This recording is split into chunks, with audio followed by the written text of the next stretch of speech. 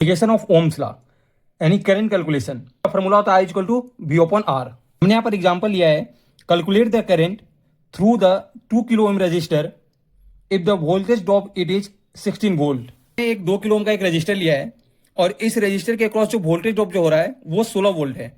तो इस रजिस्टर में कितने एम्पियर का करंट फ्लो कर रहा है ये हमें कैलकुलेट करना है। गिवन की बात करें तो यहाँ पर वोल्टेज हमारा 16 वोल्ट दिया हुआ है और रजिस्टर की वैल्यू कितना दिया हुआ है 2 किलो ओम। ओम्स लॉ के अकॉर्डिंग क्या होता है हमारा I इक्वल टू क्या होता है V अपॉन R। वोल्टेज हमारी कितनी है 16 वोल्ट और R हमारी कितनी है 2 किलो ओम। 16 अपॉन 2 इंटू 10 के पावर 3 हो जाएगा, क्योंकि किलो ओम को जब ओम में कन्वर्ट करते हैं तो 10 के पावर 3 हो जाता है। I इक्वल टू क्या हो जाएगा हमारा 8 गुने 10 के पावर -3।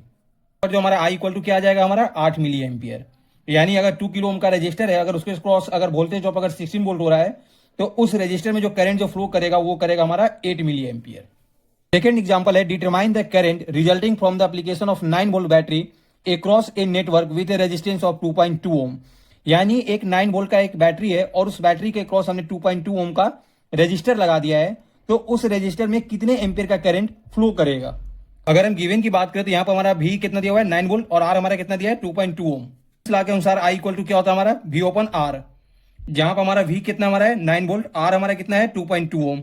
यानी जब इसको हम डिवाइड करते हैं तो I इक्वल टू कितना आ जाएगा, यानी I इक्वल टू हमारा आ जाएगा 4.09 एम्पियर।